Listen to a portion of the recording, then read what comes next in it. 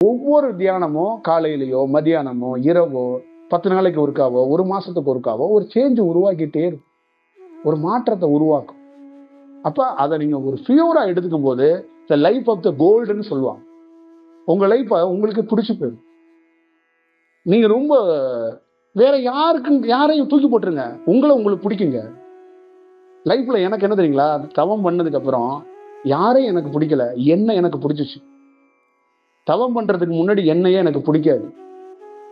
தவம் பண்ணதுக்கு அப்புறம் என்ன எனக்கு பிடிச்சிச்சு. அதுதான் பெரிய செயல். ஆஹா, இது வேற. எனக்குள்ளேயே ஒரு ஒரு ஒரு ஒரு ஒரு போராமை, ஒரு கண்ணீர், ஒரு ஆனந்தம். ஓ, லைஃப் இப்படி ஒரு செயல், இப்படி ஒரு சேஞ்சா, நம்மளா அது அப்படிங்கிற ஒரு செயலை ஏற்படுத்துச்சு.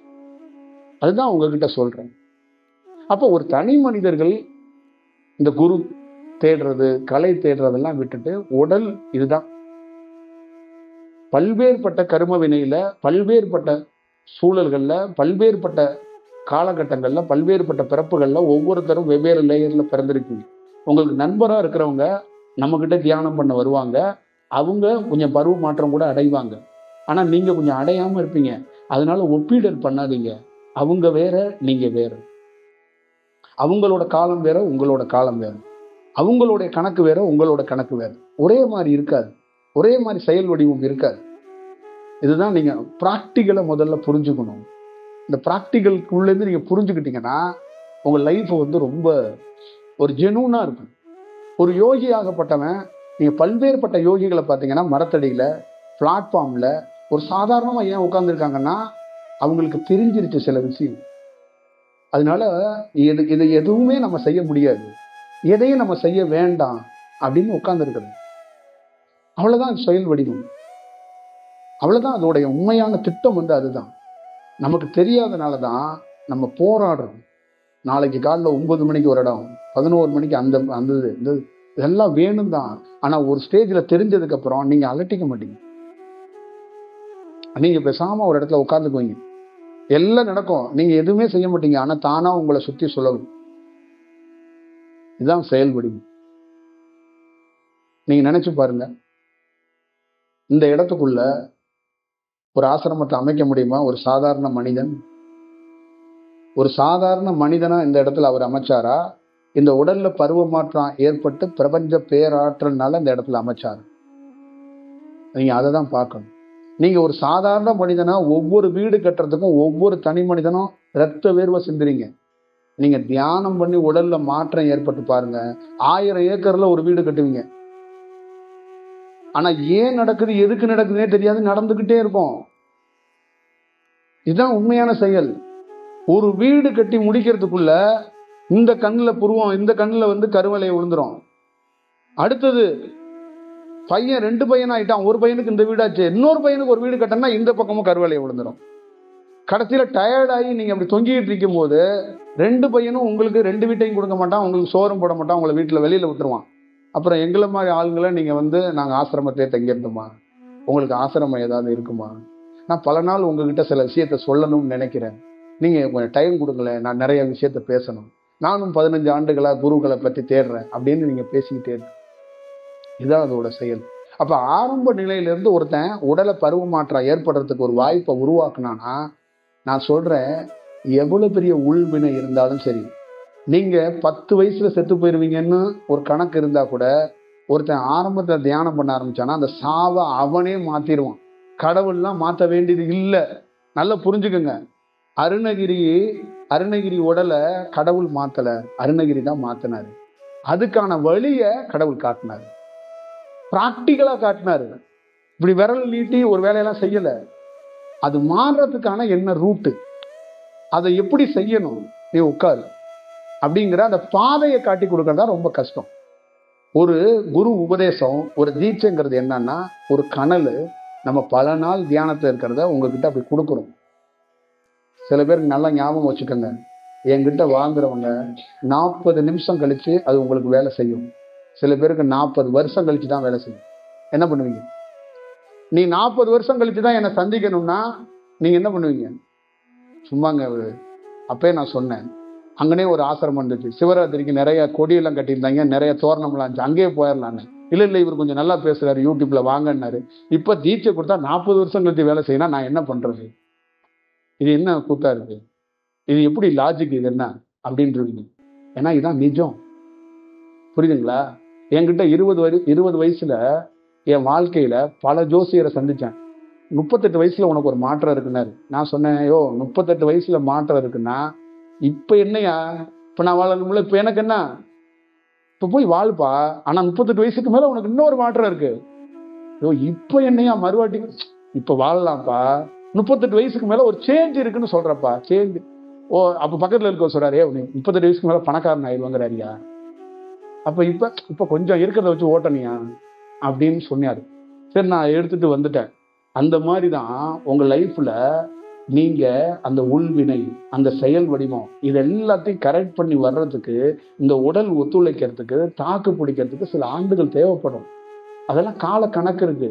நீங்க முழுமையை பெற்றதுக்கு அப்புறம் தான் உங்களுக்கு ஏன் இப்படி நடந்துச்சுன்னு உங்களுக்கு தெரிஞ்சிடும். என்னட்ட நீங்க கேட்க வேண்டியதில்லை, நம்ம ஏன்பா இவ்வளவு கஷ்டப்பட்டோம், நம்ம ஏன்பா இத்தனை தியானத்துக்காக போராடணும், கடவுளை நினைச்சு அழுதமே. நம்மளுடைய நிறைய பேர் என்ன நினைக்கிறாங்கன்னா, உண்மையிலே நான் கடவுளை தேடுறேன், உண்மையிலே சித்தர்களை தேடுறேன், பெயின்ஃபுல்லா அழுகிறேன், ஆனா எனக்கான குரு இல்லை அப்படின்னு தமிழ்நாட்டுல ஏறத்தாழ 10 லட்சம் பேர் வரைக்கும் இதை சொல்லிக்கிட்டே இருக்காங்க. ஆனா அந்த உணர்வுகளை புரிஞ்சுக்க மாட்டாங்கன்னு சொல்றாங்க. அந்த செயல் வடிவத்துக்கெல்லாம் காரணம் அந்த காலம் உன்னை அந்த மாதிரி தூண்டுது, ஒரு செயல் வடிவம் செய்யுது.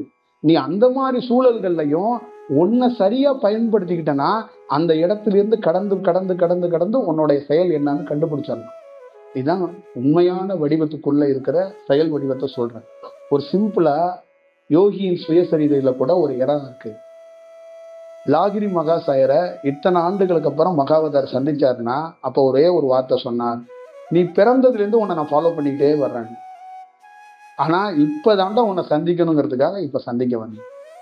அப்ப பார்த்துக்கணும். மகாவதார் பாபாவே இதான் சொல்றாரு, இந்த உலகம் முழுக்க இதுதான் உண்மை தத்துவமே தான். இவங்க அவங்கன்னு இல்லை, எல்லாத்துக்குள்ளேயும் இதுதான் செயல் வடிவம். அப்ப இது பிராக்டிக்கலா உணர்ந்து ஒரு வேலை செய்யணும். அப்ப உங்களை பார்த்துட்டா எங்களுக்கு என்ன மாற்றம், என்னதான் ஒரு செயல். நான் ஜோசியக்கார்ட்ட கேட்ட மாதிரி நீங்க கேட்கலாம். ஒரு பாதுகாப்பு, உங்களை ஒரு பலப்படுத்துறதுக்கான ஒரு வாய்ப்பு, ஒரு மிஸ் ஆயிராம ஒரு சேவிங். செத்ததுக்கு அப்புறம் ஒரு பாலிசியில பணம் கிடைக்குன்னாங்க. எங்க மாமா தான் பாலிசி எடுத்துட்டு இருந்தாரு. அவரை போய் நான் போய் திட்டுனேன். வாழும்போது தானே பணம் கிடைக்கணும், செத்ததுக்கு அப்புறம் பணம் கிடைச்சு என்ன பண்றது? வாழும்போதே பணம் கிடைக்குன்னு சொல்லி நான் என்ன பணம் போடுறேன், செத்ததுக்கு அப்புறம் இன்னொருத்தனுக்கு யூஸ் ஆகும், உங்க வீட்டுக்கு அதெல்லாம் வேண்டாம், எனக்கு யூஸ் ஆகுமா அதை முதல்ல சொல்லு அப்படிங்கிறதா நம்ம யோசிச்சோம். அதே மாதிரி இப்ப என்ன அப்படின்னா, இப்ப இந்த இடத்த தாக்கு பிடிச்சு நிக்கிறதுக்கான ஒரு வாய்ப்பை ஒரு குரு ஏற்படுத்தி கொடுப்பார். இதுதான் அதுக்குள்ள இருக்கின்ற எல்லா குருவும். அதுதான் ஆயிரக்கணக்கான மக்களை எல்லா குருவும் சந்திப்பாங்க. ஆனா அவங்க கிட்ட சொல்ற ஒரே ஒரு செயல் என்னன்னா, ஒன்னு நான் வழி நடத்துவேன், உனக்கு பாதுகாப்பா இருப்பேன், ஆனா நீ மாற்றம் அடையிறதுக்கு சில காலம் பிடிக்கும், அதை நான் உங்ககிட்ட ஓப்பனா டிஸ்கஷன் பண்ணா நீ ஓடி போயிடுவ, இல்லைன்னா சொன்ன பேச்ச கேட்க மாட்டேன். ஏன் அதுக்கு என்னங்க சொன்ன பேச்ச கேட்க மாட்டேங்கிறதுக்கு என்ன ரெஃபரன்ஸ் அப்படின்னா, பெத்த தாய் சொன்ன பேச்சே நீ கேட்க மாட்ட, தகப்பன் சொன்ன பேச்சே நீ கேட்க மாட்ட, நான் சொன்னா கேட்டுற புரியா? கேட்ப, 1 மாசம் 2 மாசம் கேட்ப, அதுக்கப்புறம் மாற்றம் இல்லை, நான் மாத்துற ஆளன்றுவேன். அவ்வளவுதான் செயல். அப்ப நீங்க முழுமையா ஒரு செயல் தெரிஞ்சுக்கிறதுக்கான ஒரு வாய்ப்பை உருவாக்கிக்கங்க. எல்லாருக்கும் ஒரே மாதிரி இருக்காது, ஆனா ஒரு சேஞ்ச் இருக்கும். இந்த பிராக்டிக்கலா இந்த மாதிரி ஒரு இடத்துக்குள்ள இந்த மாதிரி ஒரு உரையை யாரும் நிகழ்த்த மாட்டாங்க. வந்திருக்கவங்க கிட்ட ஒரு பாசிட்டிவா நீங்க மாறிடுவீங்க, வேற ஒரு விஷயம் தான் சொல்லுவாங்க. ஆனா பிராக்டிக்கலா நீங்க மாறுவீங்க. ஆனா பிராக்டிக்கலா தான் அது நடக்கும். அது ஸ்லோ ப்ராசஸா தான் நடக்கும். தியானங்கிறதே ஸ்லோ தான்.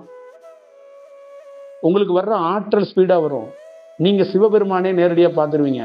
ஒளியை இங்க பார்த்தவங்க நிறைய பேர் இருப்பீங்க, சிவனை பார்த்தவங்க நிறைய பேர் இருப்பீங்க. அப்புறம் ஏன் என்ன தேடி வருவீங்க? நீங்களே சொல்லிருங்க பதில். எல்லாருக்கிட்டையும் ஒவ்வொரு அனுபவம், குட்டி குட்டி அனுபவம் இருக்கு. நீங்க வீட்டிலே இருக்கலாமே, ஏன் ஒரு குருவை தேடுறீங்க? உங்ககிட்ட தான் அனுபவம் இருக்கு. நீல கலர் ஒளி பார்த்துருக்கீங்க, மஞ்சள் கலர் ஒளி பார்த்துருக்கீங்க, பெருமாளை பார்த்துருக்கீங்க, ராமனை பார்த்துருக்கீங்க, ஆஞ்சநேயரை பார்த்துருக்கீங்க. நேற்று முதுகுல ஒரு பெரிய மாற்றம், இன்னைக்கு இதயத்துல குறுகுறுப்பு, நாளைக்கு தலையில குறுகுறுப்பு, எல்லாத்தையும் நீங்க பார்த்துக்கிட்டு தானே இருக்கீங்க. அதை தாண்டி ஏன் ஒரு குரு கிட்ட கேடுறீங்க அப்படின்னா, ஏதோ உங்களுக்குள்ள ஒரு பயம். சில பேர் என்ன நினைக்கிறாங்கன்னா, எனக்குள்ள ஒரு அனுபவம் இருக்கு, ஒளியை பார்த்துருக்கேன், சிவனை பார்த்துருக்கேன், ஆனா நான் என்ன மாதிரி இருக்கிறேன்னு எனக்கு தெரியல, கண்டுபிடிக்க முடியல. நீங்க கொஞ்சம் கண்டுபிடிச்சு சொல்லுங்களேன், நீங்க கொஞ்சம் ஸ்டடி பண்ணி சொல்லுங்களேன் அப்படின்னு நிறைய பேர் சொல்றாங்க. அப்ப அந்த மாற்றம் அடைஞ்சிட்டா, உன்னுடைய மாற்றங்கிறது என்னன்னு கேட்டீங்கன்னா, உன்னை சுத்தி இருக்கிற எல்லாமே மாறி, அதுதான் செயல். நீங்க யார்கிட்ட கேட்கவே வேண்டியது இல்லைங்க, உங்களை கேட்க கூடாது.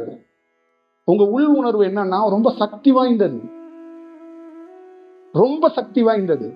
உங்களை கேட்க கூடாது. நீங்க மாற்றம் அடைஞ்சீங்கன்னா நீங்க ஒரு தனித்துவமான ஆளா தெரிவிங்க. இந்த பவர்ஃபுல் மேன் சொல்லுவாங்கல்ல, பவர்ஃபுல் ஆள்ல நீங்க போய் யாருக்கிட்டையும் உங்களை நிக்க கூடாது. உங்க உள் உணர்வு 1000 பேர் இருந்தாலும் தனித்துவமா நீங்க தெரியுவீங்க. அதுதான் மாற்றம். உங்க உள் உணர்வு எந்த சூழல்லையும் கால் எடுத்து வச்சாலும் அது போக கூடாது. அது அப்படியே திருப்பி கால் எடுத்து பேக் சைட்ல வைக்க வைக்கும். இதான் செயல், இதான் அதோடைய வடிவம். அப்ப நமக்கு நடக்கிற இந்த குறுகுறுப்பு, இந்த கனவு, இந்த ஒளி, இதெல்லாம் எதுக்குன்னா, நமக்குள்ள ஒரு உள் உணர்வுகள்ல ஒரு செயல், ஒரு ப்ராசஸ், ஒரு அலைவரிசைகள் இருக்கு. ஒரு அலைவரிசைகள் நம்மளை சுத்தி நடந்துகிட்டு இருக்கு. அப்ப பல்வேறுபட்ட சூழல்கள்ல நம்ம அப்படியே கடந்து போகணும், ஒரு செயல் வடிவம் பண்ணணும் அப்படிங்கிறத உணர்ந்து, இந்த எக்ஸ்பீரியன்ஸ் அப்படிங்கிறது, லைஃபோட எக்ஸ்பீரியன்ஸ் அப்படிங்கிறது அந்த உணர்ந்து செயல்படணும். தியானத்தை ரசிக்க கத்துக்கணும், தியானத்தோட பழக கத்துக்கணும். தாயா, தந்தையா, தோழனா, குருவா, கடவுளா, தியானத்தை லவ் பண்ணணும். ஒவ்வொரு நிமிஷமும் அதோட உணர்ந்து உணர்ந்து உணர்ந்து டிராவல் பண்ணணும். அப்பதான் அது ஒரு நல்ல வடிவத்துக்குள்ள போறதுக்கான ஒரு நல்ல மொமெண்ட் அது ஏற்படுத்தி கொடுக்கும். யாரோ ஒருத்தர் வந்து சூப்பரா தியானம் பண்றீங்க, ஐயோ நீங்க வேற அப்படின்னு சொல்லிட்டா அன்னைக்கு ஃபுல்லா தலைகளா நடக்கிறது, அன்னைக்கு ஃபுல்லா பட்டாம்பூச்சியா பறந்துகிட்டே கிடக்கிறது. எனக்கு தெரிஞ்சிருச்சு, எல்லாம் தெரிஞ்சிருச்சு. அவர் வீட்டுக்காரர் சொல்லுவார், நேற்று வச்ச சாம்பாரோட இன்னைக்கு கேவலமா இருக்கு, நீ தெரிஞ்சுட்டு ஏதாவது சொல்லிட்டு இருக்காத, போய் ஏதாவது போர் அடிக்குது, அந்த ரிமோட்டை எடு, டிவி ரிமோட் அப்படின்ட்டு அவரு போயிடுவார். நீங்க இன்னைக்கு இப்படிதான் பேசுவீங்க, என்னை பத்தி தெரியாது, ஒரு நாள் நான் மாறுவேன் அப்படின்னு நீங்க சொல்லுவீங்க. அது உண்மையிலேயே நான் சொல்றேன், நீங்க அதை வந்து ரசிச்சாரா. நல்லா ஞாபகம் வச்சுக்கோங்க, ஒரு தனி மனிதனும் உங்க தியானத்தை வளர்ச்சி டயத்துல, பயிற்சி டயத்துல நீங்க மட்டும்தான் காதலிக்க முடியும். மனைவிய கணவன் காதலிக்கலாம், கணவனை மனைவி காதலிக்கலாம். தியானத்தை அவன் தான் காதலிக்க முடியும். அனுபவம் பெற்றாதான் ஊரே காதலிக்கும். அனுபவம் பெறதுக்கு முன்னாடி எவன்கிட்ட சொன்னாலும் நம்ப மாட்டாங்க, நம்மளை அப்படியே பார்ப்பாங்க. இந்த சின்ன தம்பி படத்துல வந்து காது குத்துக்கு வயசு குத்துக்கெல்லாம் சின்ன தம்பி வந்து பாட்டு பாடுவார்ல, அந்த கதையா ஆகிப்போயிரும் நம்ம கதை. இவ ஏதாவது தியானத்துல இன்னைக்கு நேற்று பெருமாள் பார்த்தேன்னா இன்னைக்கு சிவனை பார்ப்பேன்பா, நாளைக்கு வந்து அப்படியே வாழை பரமேஸ்வரி குத்துவிளக்க தூக்கிட்டு வந்தா அப்படின்னு ஒரு கதை சொல்லுவா. அப்படின்னு நம்ம வீட்டுல கிண்டல் பண்ண ஆரம்பிச்சிருவாங்க. நம்ம நண்பர்கள்ட்ட சொல்றதெல்லாம் அவங்களுக்கு புரியாது. அவங்க எல்லாம் என்ன சொல்றாங்கன்னா, அந்த பிரிச்சுவல்ல நானும் பாக்குறேன், இந்த தியானம் பண்றவங்க இவங்க எல்லாம் இப்படி ஒரு கிறுக்கு மாதிரியே பேசிட்டே அலையிறாங்க, இந்த பிரிச்சுவல் என்ன ஆச்சு, நீங்க பிரிச்சுவல்ல தான் இருக்கீங்களா, நானும் வந்து பிரிச்சுவல் தான் தேடி அப்படின்னு அவங்க அந்த ஐடியில வேலை செய்யறவங்கலாம் லஞ்ச் டேட்ல உட்காந்து லேப்டாப் வச்சு பேசுவாங்க.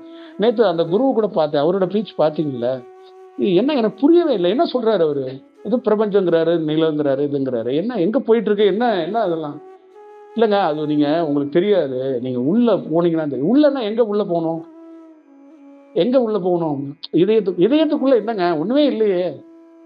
ஒரு பிரபலமான ஒருத்தர் சொன்னார், மண்டையை திறந்துட்டான் அதுல உள்ள ஒண்ணுமே இல்லையே. ஆகாயத்திலே ஒண்ணும் இல்லைங்கிறான், மண்டைக்குள்ள என்ன இருக்கும், நரம்பு தான் இருக்கும், கொஞ்சோண்டு கொழுப்பு இருக்கும், சில செயல்கள்லாம் இருக்கும். வேற என்ன தங்க கட்டியா உள்ள வச்சிருப்பான் மண்டைக்குள்ள, என்ன வச்சிருப்பாங்க, ஒரு செயல் வடிவம் இருக்குல்ல. அப்ப இத தியானம் பண்ற ஒவ்வொருத்தரும் நீங்க என்ன பண்றீங்கன்னா, உங்களையே நீங்க பலவீனப்படுத்திக்கிறீங்க. நீங்க உங்களை நீங்க நேசிச்சாதானே அந்த தியானம் சூப்பரா வரும். அந்த தியானத்தை வந்து வேற யார்கிட்டையும் சொல்லி புரிய வைக்க முடியாதுங்க. ஒரு குரு என்ன பண்ணுவாருன்னா, அடிப்படையா கிளாஸ் எடுப்பாரு, உங்களை பாதுகாப்பாரு, சில விஷயத்த சொல்லி கொடுப்பாரு. ஆனா புல் டீட்டெயில பேச மாட்டாரு. ஏன்னா பேசினா உங்களுக்கு ஆசை வந்துடும்.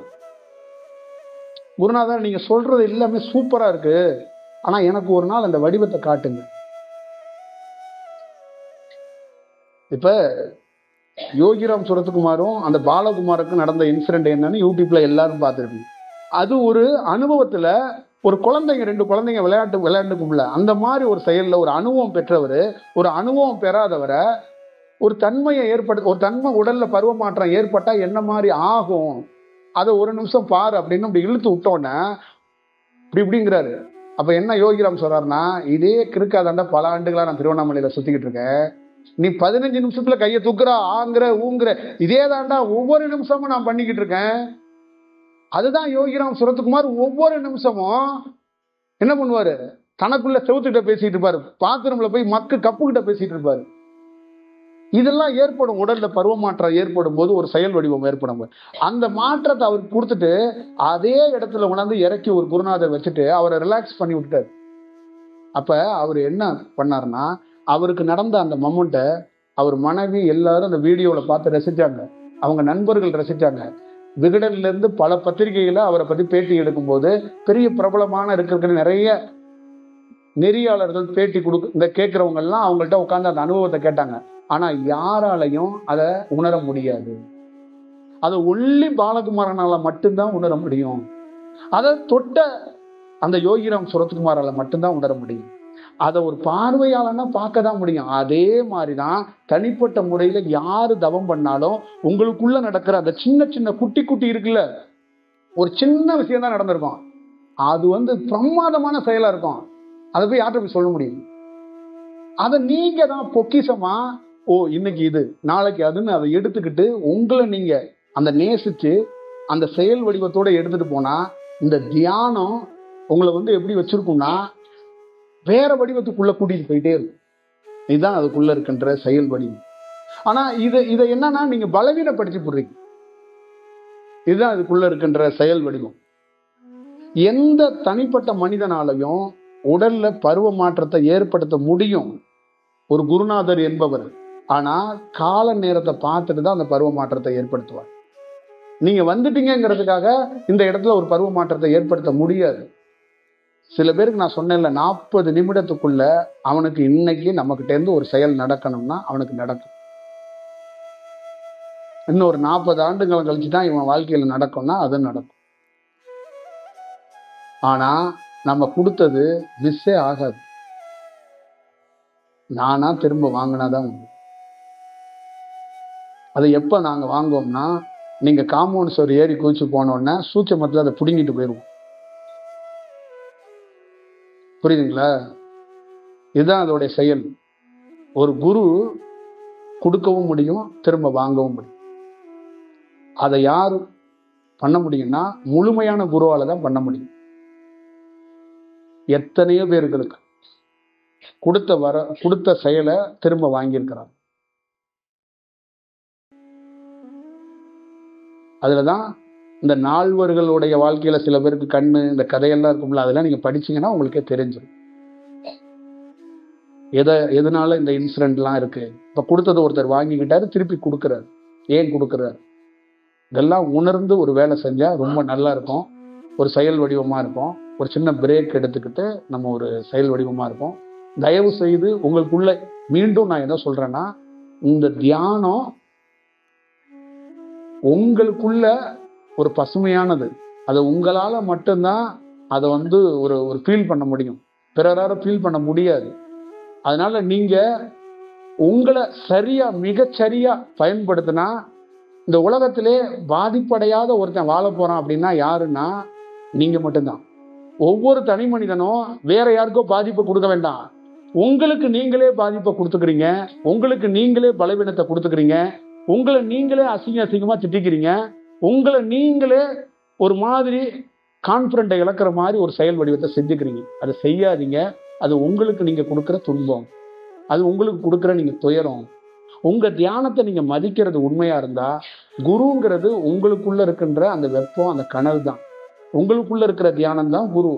நீங்க சரணாகதிங்கிறது உங்க தியானத்தை நீங்க மதிச்சீங்கன்னா தான் அது சரணாகதி. நீங்க உங்க தியானத்தை மதிக்காம, உங்களையே மதிக்காம நான் தியானம் வரும், நான் சரணாகதி அடைகிறேன்னா அது சரியா இருக்காது. நீங்க பார்த்து கொள்ளுங்க.